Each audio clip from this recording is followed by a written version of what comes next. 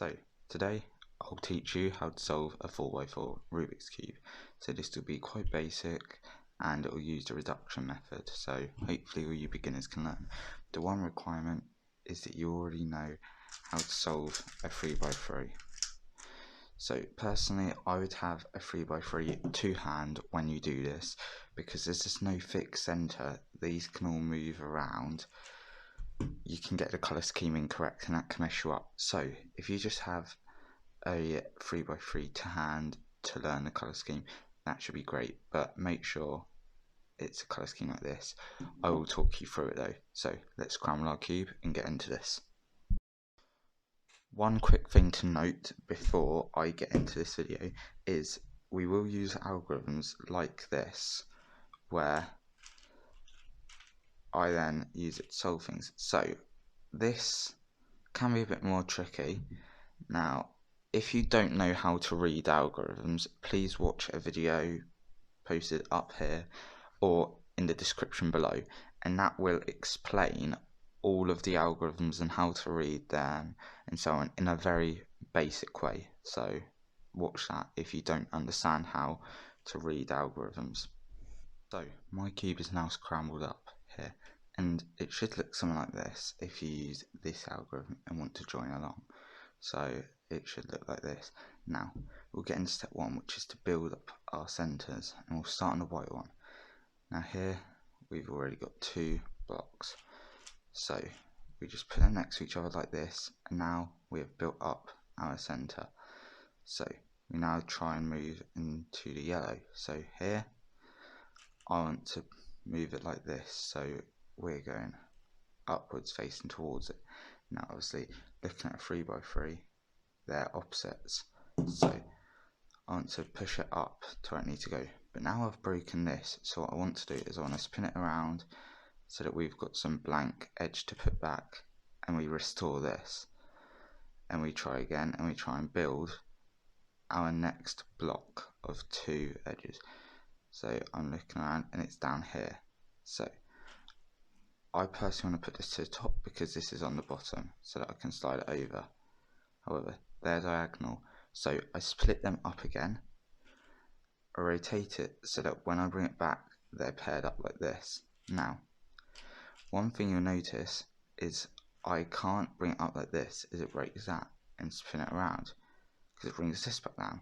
So I need to have them here on the same side like this, that when I pull it up, we've pushed this down here and brought that up.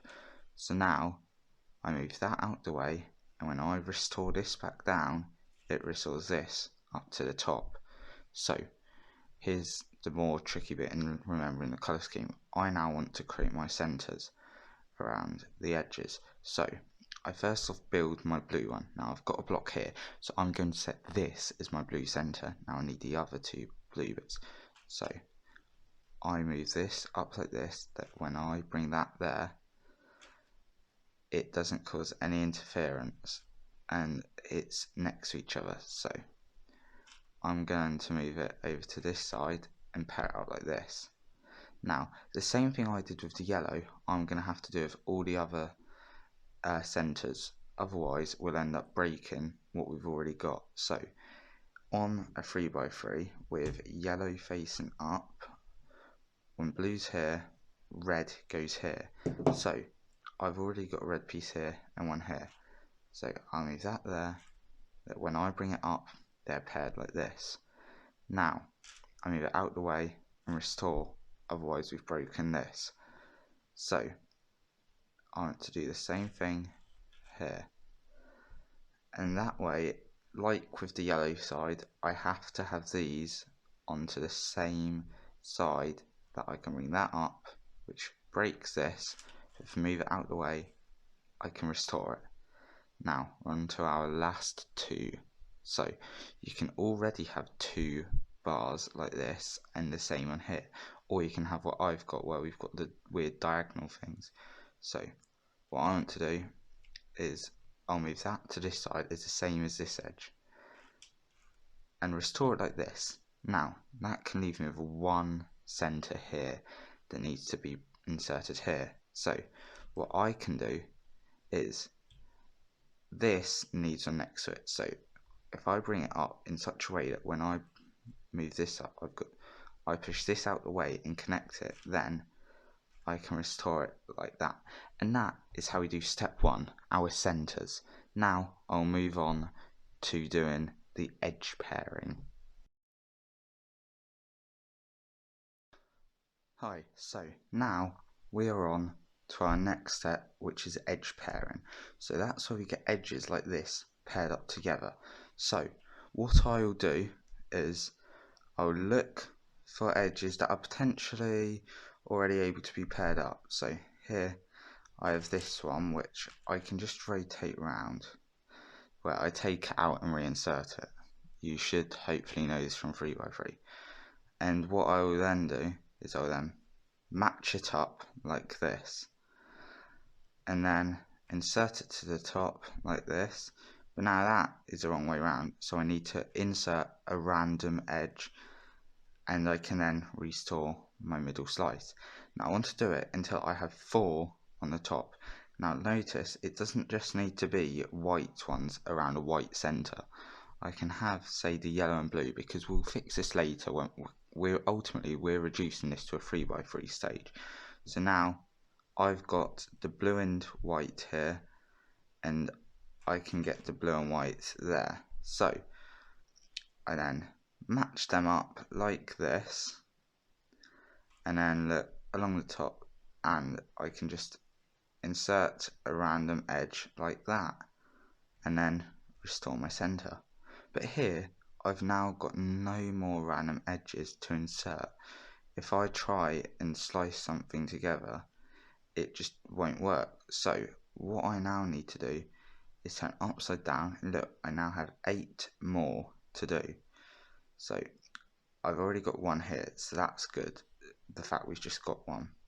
Now I want to do this red and green just because it's there really.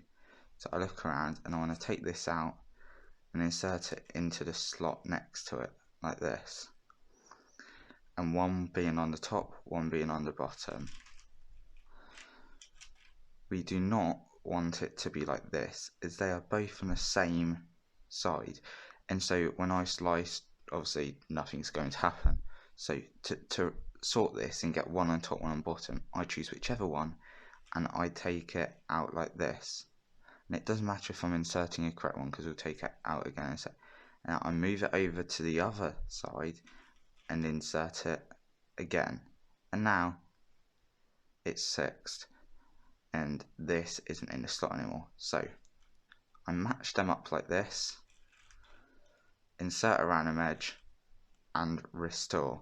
And notice again here I have them both in the same section.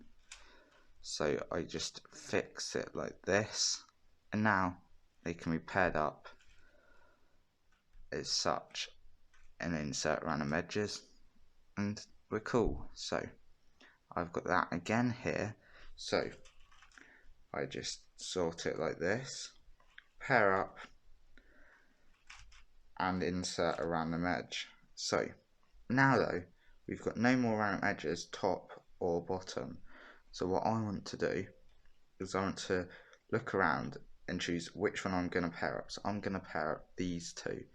So I take a random edge like this and put it to the top, and I'll put this down here, but don't worry, that won't get broken. So now I've got one more random edge that I can then use to pair up. Don't worry, this stage will take a while to learn. So I've now got only 2 more to pair up, which is down here and up here. So I'm going to take this out and put it next to it.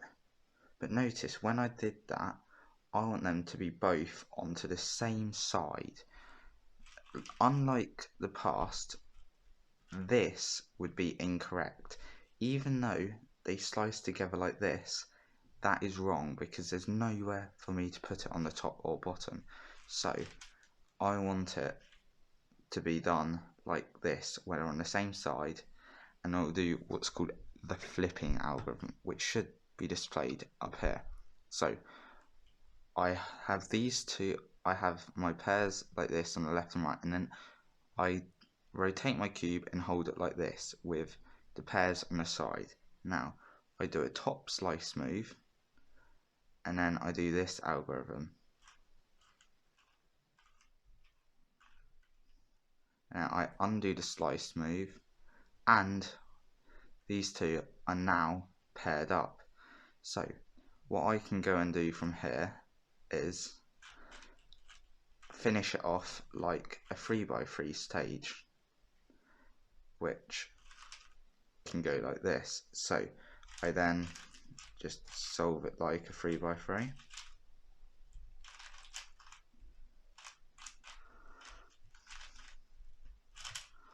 However, sometimes you can get a parity case, maybe, which ultimately isn't ideal, but there are algorithms and they're not too hard to learn. So here I didn't get one, but I'll just show the case and how to sort it. So here, this is the parity case where I have 3 edges oriented and these not. So I've got 1 not with the 3 rest. Now there's no way of avoiding this algorithm, you have to learn it sadly. Don't Google around, you just sort of need to learn it. This is personally the easiest one. Now what we want to do is this algorithm up here.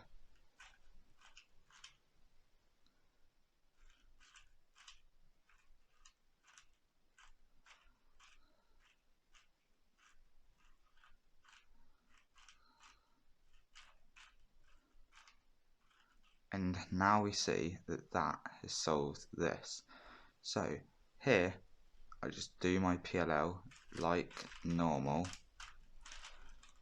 and we can get another parity case, which can be 2 edges needing to be swapped. Here I have them on opposites, so I do this algorithm.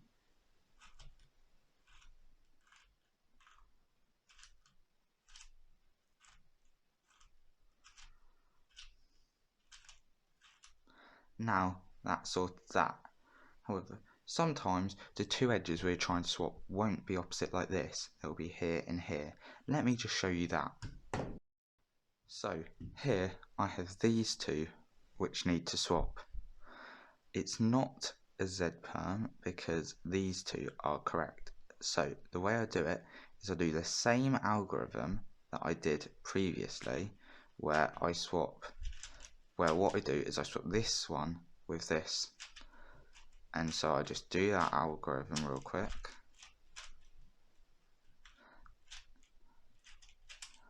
Which now, if you notice, leaves a U-perm, because that's correct with 3 edges needing to be cycled. So we can just finish that off and we've done. You have now solved the 4x4 Rubik's Cube using reduction, which is the beginner's method, and you can get quicker with this if you want, but just practice it and learn those algorithms I showed you. Thanks for watching.